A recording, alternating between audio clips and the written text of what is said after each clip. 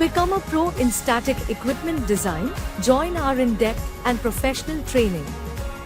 To avail the biggest discounts and explore the various courses, click on the link shared in the description just below the video. Register and check out the different courses to become an expert in static equipment design.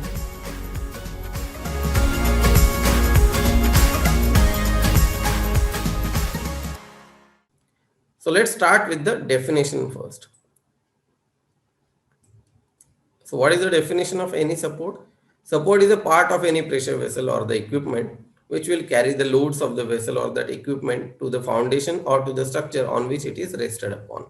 So we can say these supports are attached to the pressure vessel by welding or by some other means, or the pressure vessel can be loosely also can be kept on the saddles as well, right? So those loads, whatever will be there caused by that equipment, will be transferred to the respective foundation or the structure, is basically the function of any support. The support is a part of any pressure vessel or equipment which will carry the load of that vessel or equipment to the foundation or to the structure on which it is rested upon. So if you just concentrate upon here, we have written the word as rested upon, not as a welded, correct? So selection of the type of supports depends upon the following factors. So what are the factors which should decide that which kind of support one can use? For an example, for a vertical pressure vessel, there is variety of options available. We can go with a leg type of support, lug type of support, skirt type of support. So which type of support one should be going for? So that is been dependent upon the following factors. What are those factors? Its configuration, that is horizontal or vertical. So let's say I'm having a horizontal vessel. So for that I cannot give the skirt support. Am I? No. Or for vertical vessel I cannot give the saddles. So it also depends upon its configuration or its orientation, rather we can say, whether it is horizontal vessel, vertical vessel. So on the basis of that also the support type can be selected. That is one of the criteria while selecting the type of support which will be required. Another is what? Height to diameter ratio. Height to diameter ratio. So let's say I am having a tall column which is having a height of, let's say, about 30 meter and 2 meter diameter. So am I going to provide a leg or lug support for such a type of vessel? Never. For such a high height to diameter ratio, H by D ratio, we'll always go for the skirt type of supports.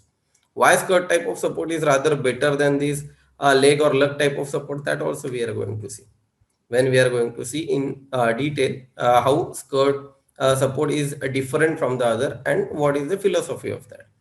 So H by D ratio also will control the type of support selection. So very high H by D ratio, definitely we are going for the skirt support and not for the lug and leg support. Lug and leg supports are usually used for H by D ratio of, let's say, height to diameter ratio of 1 to 5. So in that region we can use these type of supports.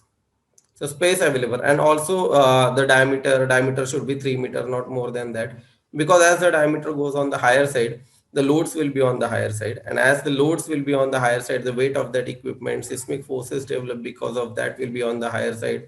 And when we are designing these legs or the lug support, so these are the local support, these are not continuous support, so there are very high local stresses developed. So if the loadings are very high, then these supports should be avoided because of the highest degree of localized stresses which can develop in that vessel, and that may not be getting passed even in the design also. And even if we are going to pass it, it will give you the size of the supports which will be extravagant. So that is not been expected from us, right? So another important factor while deciding the type of supports is the availability of the space and the location. So if I am mounting a vessel which is on the ground, so I'm not going usually for the lug type of supports. Lug type of supports are usually being used whenever I am going to put the equipment in between some structure. So let's say I'm putting it on third floor, fourth floor. So there it can be hang from that support lugs. So if it is above grade, we can say we can go for support lug. If it is on the grade, means on the ground or the foundation, then we are going for skirt type of support or maybe leg type of supports also for the vertical vessel. And saddle, we can go for above grade as well as on grade, that is on the ground also for horizontal equipments. Then operating temperature. Operating temperature is also very vital important factor which is going to decide which type of supports we are going to use. Actually, what happens if I'm using a lug type of supports and as the loads are on the higher side, so I'm giving two rings. One is the base ring, another is the top ring. So at higher temperatures, these rings will additionally provide the stiffness to that vessel, and it won't allow that radial expansion of that metal because of the higher temperature. So what will happen? Because of the higher temperature, since the expansion is restricted, there will be very high stresses develop at the ring to vessel junction.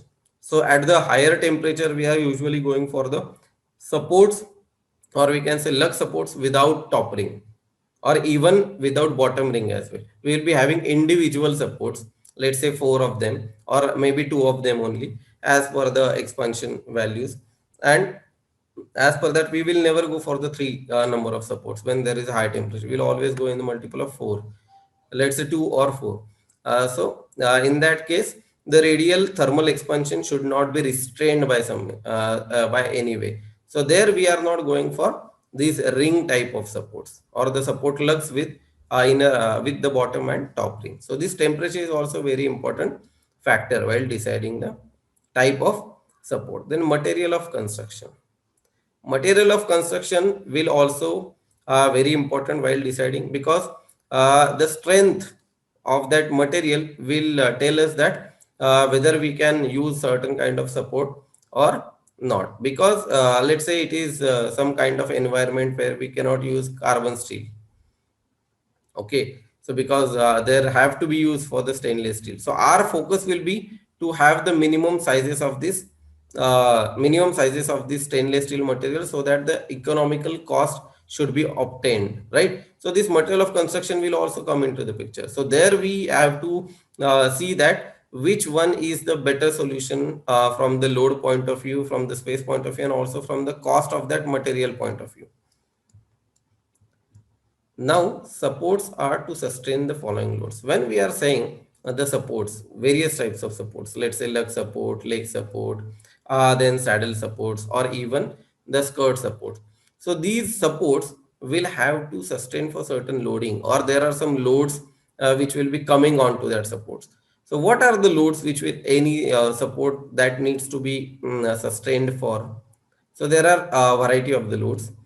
First is the equipment weight. Equipment weight, the dead weight of that equipment is certainly going in the downward direction, and that support needs to bear that minimum weight. So when we are saying the equipment weight, there is a multiple type of, or the variety of the type of weights that can be coming into the picture in during the total life cycle of that vessel. So when it will be erected, it will be erection weight. When it will be placed in the shop, let's say on that support, it will be an empty or fabricated weight. When it will be filled with the process fluid and in operation, then there will be operational weight will be come into the picture.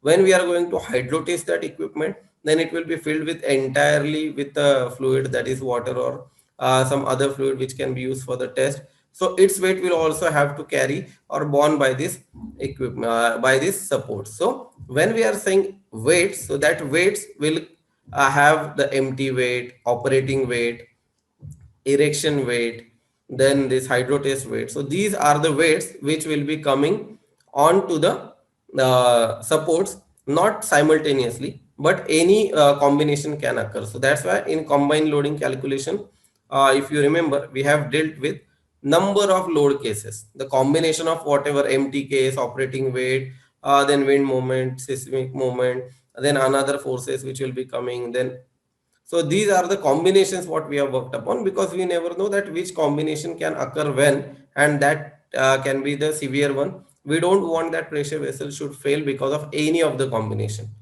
right? So that is what our main intention was while deciding the number of load cases in the combined loading calculation. So when we are saying the loading coming on the vessel, as far as the weight is concerned, there could be empty, operating, hydro test weight.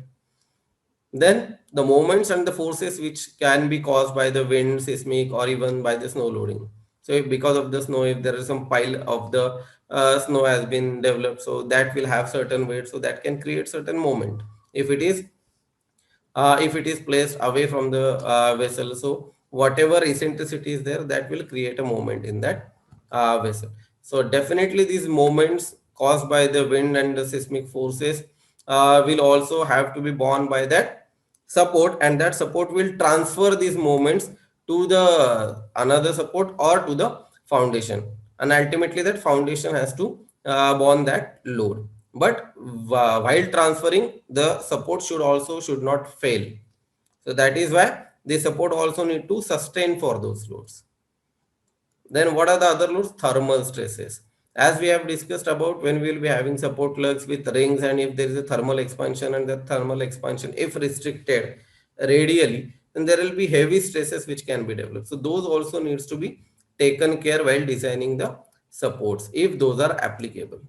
Then loads caused by the attached equipments or the piping. We have seen that to any pressure vessel there will be multiple pipings which will be connected. Sometimes there will be some agitator which will be placed at the top of that vessel.